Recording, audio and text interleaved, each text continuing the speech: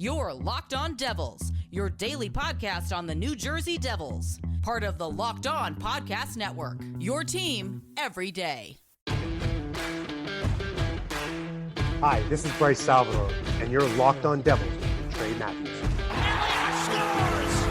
Oh, Stevens stepped up, nailed it. Brodor's got the puck. What a shot. The Devils win the Stanley Cup!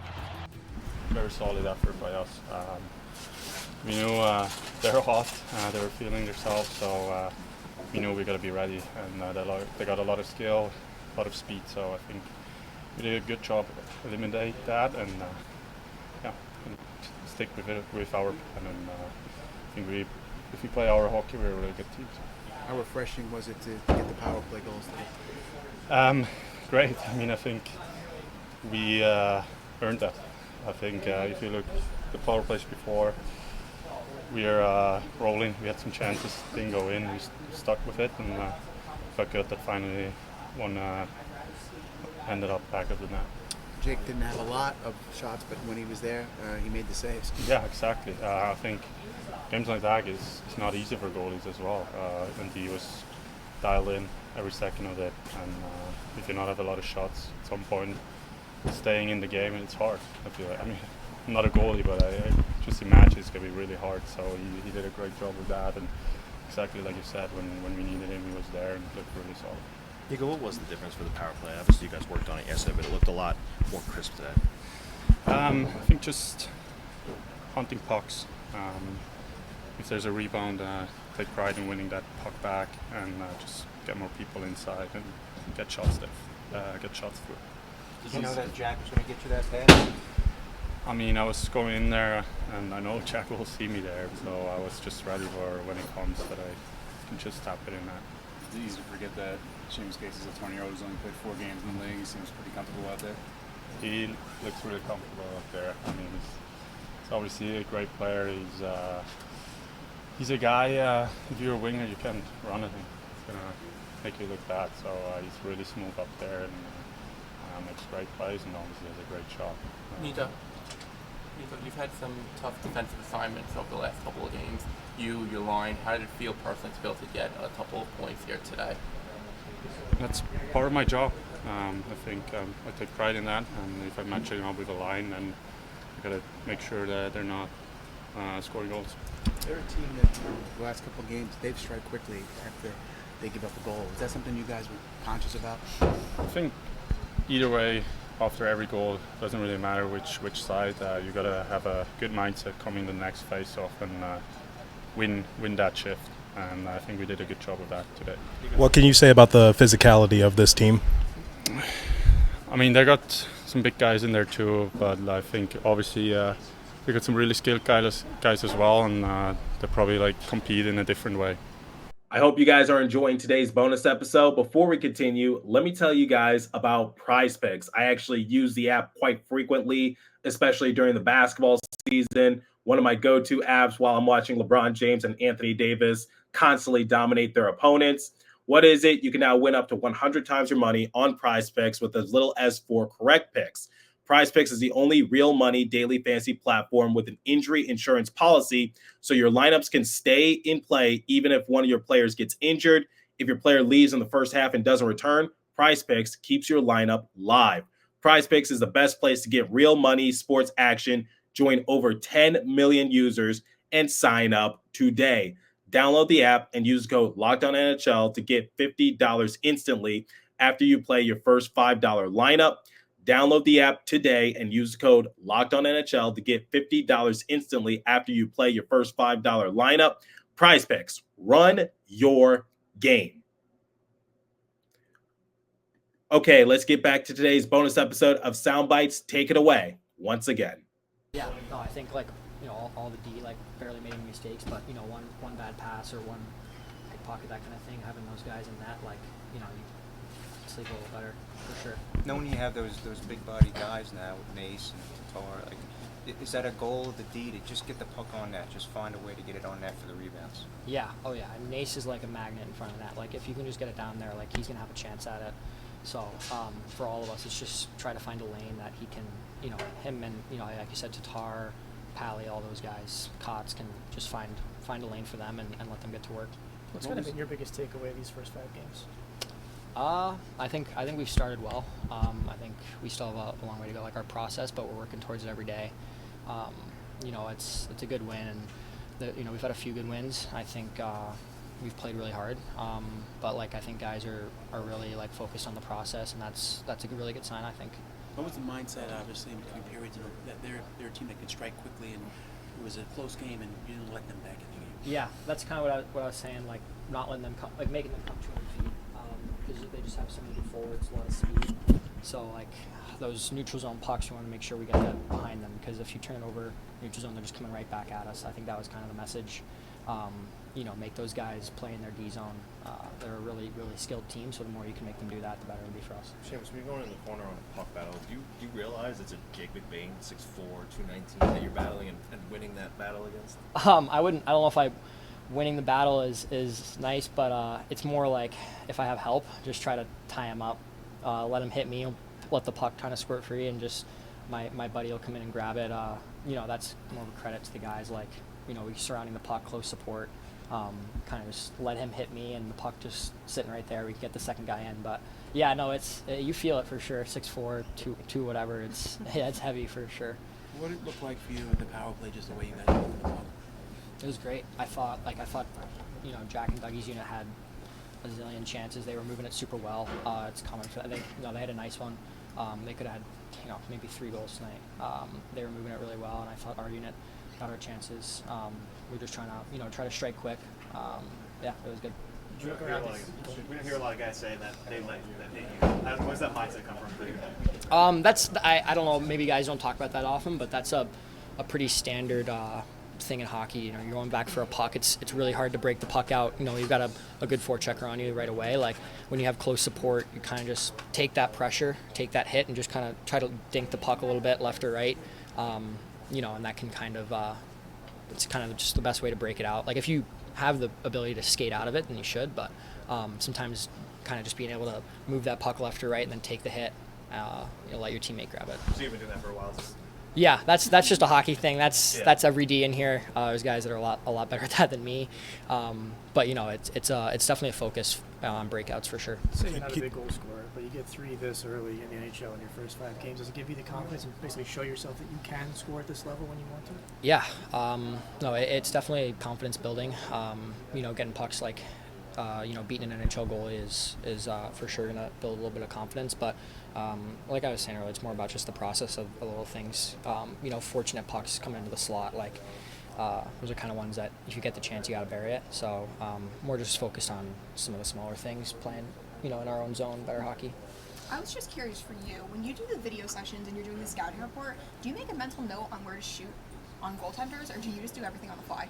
Yeah, it's on the fly for the most part. I mean, there's little things against Washington, they've got 2 southpaw goalies basically, so that's always in the back of your head.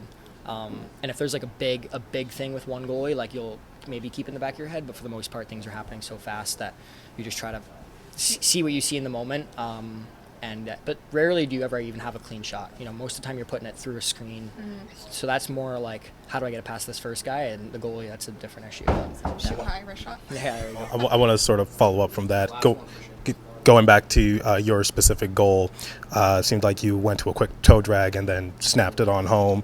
Can you just talk about how you're so calm, cool, and collected in your first 5 NHL games? Yeah, I mean, I'm glad it looks calm, cool, and collected.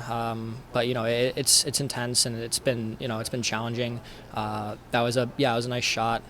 Glad it went in, but I don't really know what to say. That's I don't know. I'm glad I look like that. Finding ways to navigate through the game. It's not always going to be easy. It's not always going to be perfect, but just finding ways to manage the game and put your best foot forward.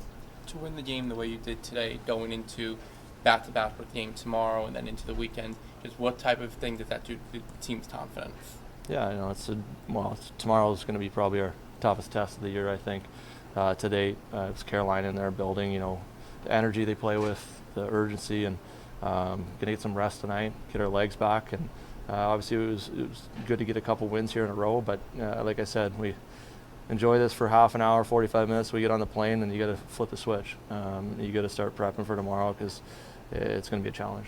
What did you think of the defensive effort just in front of you? Sheldon maybe it wasn't too good.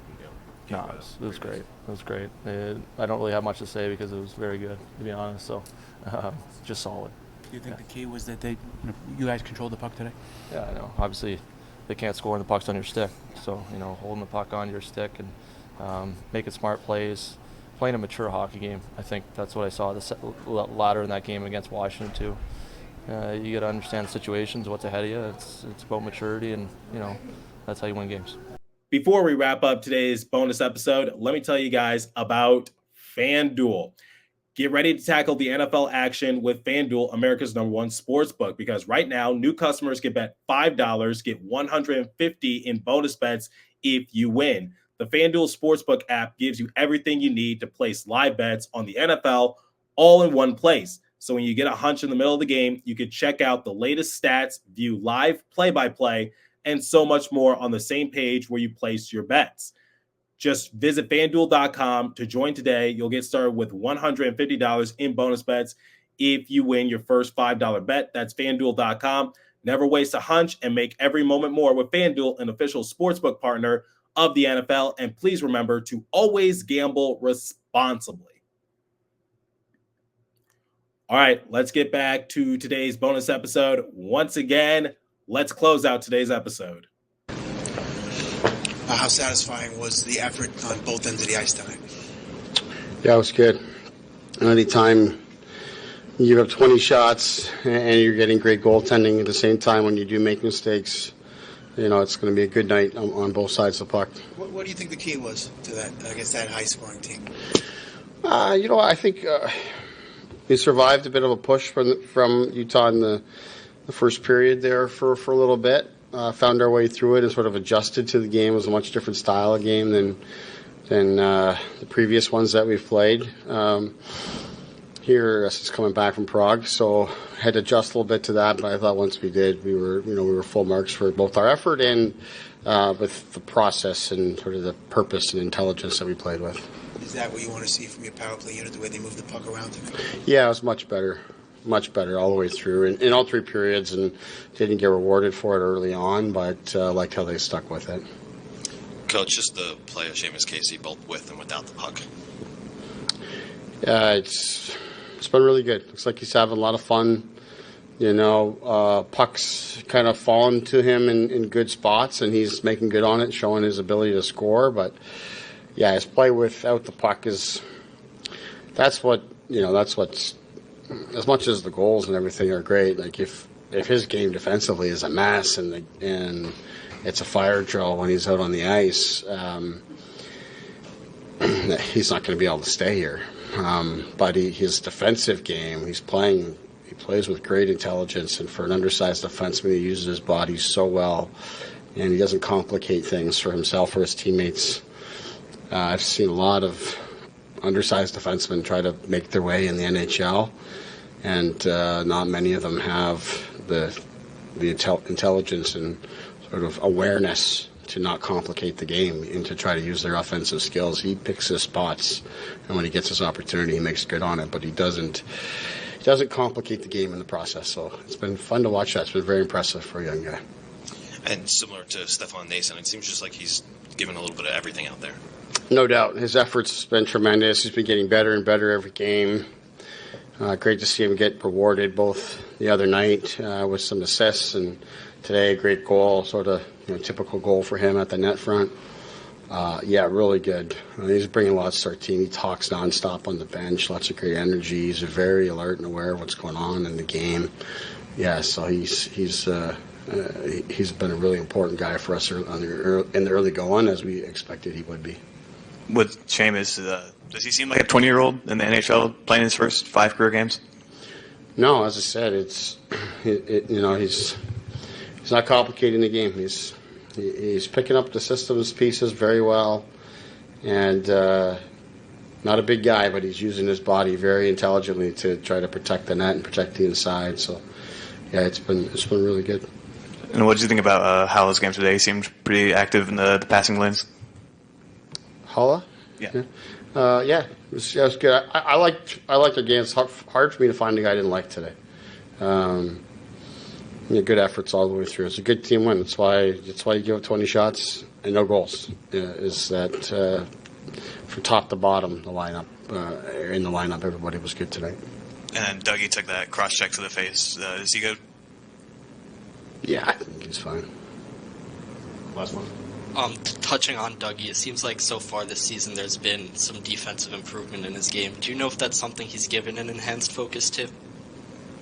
Our entire team has given enhanced focus to that since the start of camp. So he's definitely bought into that. I think Dylan, as his partner, always talking to him and helping him has been important. But certainly Dougie's been more attentive to it. His box outs have improved dramatically, even in a short amount of time here to protect our net. So, yeah, we need that from everyone. We talked about it. Before the game. To me, Jack's doing a lot of really good things without the puck too that aren't showing up, and maybe you're not used to seeing it from him, or you're not looking for it from him. But another guy that's, to me, is just not complicating the game when he's out there. He's doing good things. Even when he's not scoring. Today I thought he was really good. He was all around the puck tonight. But all those guys, all those top guys who we know and expect to produce offensively for us, they've got a job to do defensively as well. And to me, they're showing improvement. Thank you, Sheldon. Thanks. I think after that first one, you kind of get that goal juice, and the boys kind of feed off of that a little bit. So our line was feeling it pretty good. And then again, I keep going back to it, but it's just so easy. We just play our game, and good things happen. So, it just starts with a good forecheck. We got the puck out to the slot, and I was fortunate enough I got all of it on that backhander. Every once in a while I catch one like that. So, but no, it felt pretty good seeing that thing go in. Going back to Dennis, just how much does everyone before a game like this feed off a guy going through something like that? It's very special. Again, I think Paul Maurice said it. You can have a great, illustrious career with all these accolades, but you only get one first NHL game. So obviously the guys in front of him here tonight wanted to do something special for him, and you could see guys were laying out and blocking shots and stuff. But when the pucks got by, he was there to stop the door or shut the door. So like I said, it's great to see a young guy like that, and we're all super excited for him. I said that about how Bobby kind of came into the lineup and made an impact. Yeah, it's he's a great player, and when you have the depth that we do, obviously some guys are going to come out, maybe not when they deserve to, and it's an unfortunate part of the business. But like I said, that's a good problem to have. It keeps your guys competitive, and it's that inner competitiveness that keeps the bus going forward, and that's how you win hockey games, because when you get lackadaisical and guys are content, then it's easy to kind of sit back and take things for granted. So seeing Bobby come in here and do what he did, it was great to play with him, and even Revo coming out. It's again, he was playing great hockey, and him and Camphor and I were doing some great things, and Bobby stepped in and did it flawlessly too. So that just gives the coach some peace of mind that it doesn't matter who he's got on that fourth line, that we're going to show up and just play our game. We're not going to do things out of our comfort zone. We're just going to play simple, and we've had success over throughout training camp and the last couple of games as well. How about you? You had a short season. How do you feel? I feel pretty good. These back-to-backs don't get easier as I get older, and I'm not even that old. But no, I felt pretty good. Training camp was tough, and it conditioned us to be prepared for this. We knew we were going to start back-to-back like this, and I think the guys answered pretty well. Coming off a win or a loss in Montreal that we thought we could have deserved better. Had a bunch of shots, and we just didn't have that puck luck. So tonight it was nice to see the puck going in. Stephen, how does your style fit the way Craig wants to play? I think he just likes it, a little more old school, and it's a winning formula. You look back at the winning teams over the past, few seasons. You obviously have your skill guys that are, gifted and they can make all the plays, and those guys are going to do their thing. But you want big bodies and guys who can skate and stuff that create that energy, and kind of that's like the identity of the team. So when you can come in and bang and skate and go to the net, and every once in a while bang one in like we did tonight, it's a lot of fun, and it's fun playing that way. That's the kind of style that does well in the playoffs, and if you want a long season, you need guys that are going to do that. So our bottom six, we're happy to do stuff like that. You said your dad gave you the passion. I'm just wondering, I know it's been busy back-to-back. Have you checked in on him? What's he think about this? I checked my phone. He just said, "Are you going to top that on Saturday night?" I said, "I don't know, man. We'll see." But like I said, I don't know if we're going to be doing this every single night in and night out for the whole season. But definitely, I got my foot on the gas, and I'm feeling really good right now. So I'm just hoping to keep this going. 3 goals by your bottom 6 in the first period. Were there any specific flaws from the Devils' execution that you were able to exploit? I mean, we just came out hard. I think they obviously had a tough schedule coming back from Europe, and I think this was their first game back. I'm not too positive, but I've been through something like that before, and it's kind of tough to get your legs back going. But it's the NHL, and you got to come prepared. And I think we did a good job just coming out firing on all cylinders. And like I said, it's not the prettiest game that our fourth line plays, but it's effective, and obviously you can see the results when we're rolling over. So we just got to keep that up. It's obviously easier said than done, but if we do that, we're just going to keep having success.